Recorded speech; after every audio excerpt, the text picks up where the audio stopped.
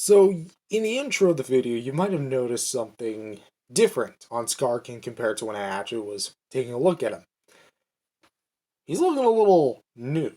Then again, all monsters are nude, so who am I to say? But he actually comes with the Whiplash, which is essentially a gigantic spine, which what I think could be the Warbat. I don't know, these fangs really leave a lot to be desired if it is actually the Warbat, but I definitely think it is, because this is a really long spine. It's longer than Skar King himself. Kind of looks like a bobbit worm, doesn't it? If you don't know what that is, search it up and prepare for the nightmare field to run in. But yeah, it's got a lot of like spines and ridges here, obviously, because it is a spine. So the jaw is actually pretty well done. I like the coloring of it because it is just a basic kind of bone white type color. And what was it of the jaw? Let's get Skar King out of the shot so we can focus this in a little better. There you go. Obviously the bottom part of the jaw really does look rather good, and it's actually got only three sides because we got one, two, three, and then not four because that's the area where it goes on Skar King. But fully disattached, it's about this long, and yeah, definitely looks like a Warbat's spine. Now, how you put this on, there's actually two different ways you can actually put this on. One is the classic method.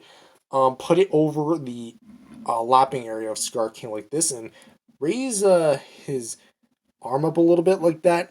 And so kind of get it to the point where you can kind of peg it in like this, shove it on, and there you go. Skar King has his Whiplash ready and assembled. Oh wait, did I completely miss that? Hope I didn't miss it. But to brief summarize, put it on like this and then peg it on. There you go. But yeah, that's how you put on Skar King. However, if you want him actually holding it, not just resting on him, you come here and take this arm, and you're going to want to find this area of it and push that thing right in.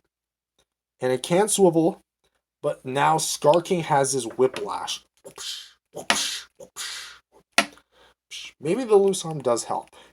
So yeah, but that's the whip. My only complaint is that it doesn't really, it's flexible, but it doesn't keep a pose. And honestly, I would have liked maybe like a bendy wire with this thing or some form of flexible rubber that keeps its positioning, because it just staying curved like this really leaves a lot to the imagination, doesn't it? And also, this isn't really a complaint, but just more something to point out. There's no crystal at the end of the Skar King's whip. And if you know what what the whip does, or what the crystal does, I'm gonna say it anyway because I've already spoiled the movie. It controls Shimu, and at the end of the movie, it breaks. Godzilla breaks it off of the whip. So I feel like as if it should have been there, maybe like below the hand, this part, that would have been a little better. But say la vie. But as it is, Skar King with the whip, or actually, get rid of this little peg and actually have it so you can slide it into his hand the same way you can slide Kong's battle axe in, so it doesn't sacrifice any detail.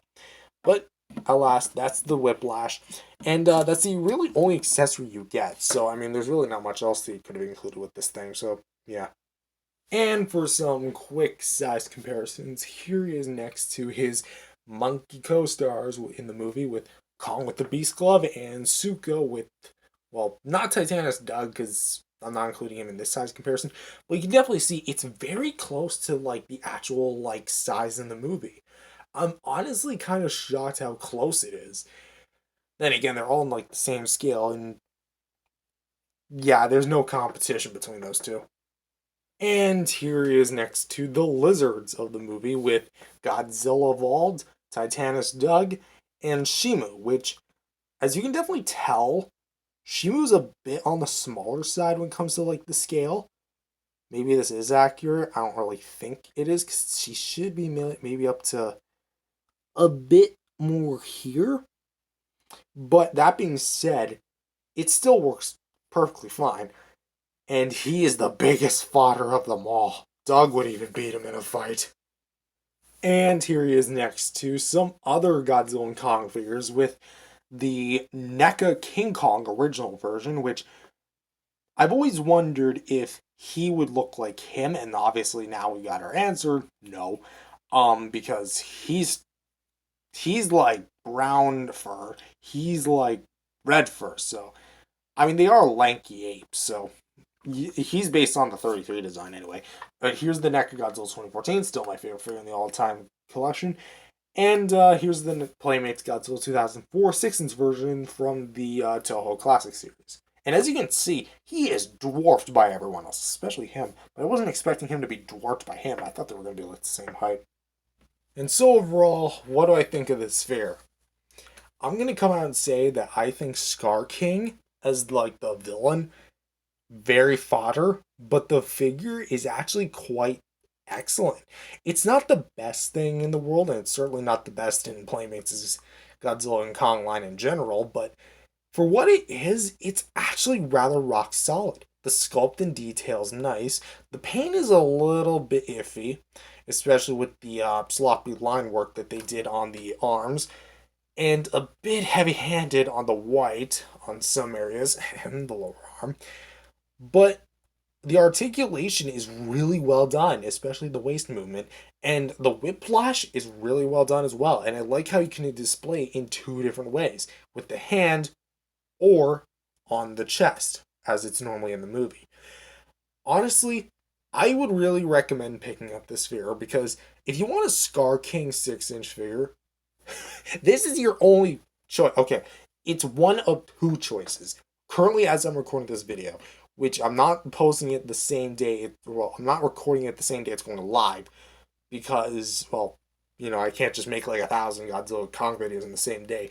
But this is basically it. Because as of this recording, April 9th or 10th, actually, no, it's the 10th, there has not been a Bandai one announced. SH Monster Arts hasn't announced one. And Hiya Toys is most likely going to make one because they just announced the Shimu recently. But this is probably your best bet.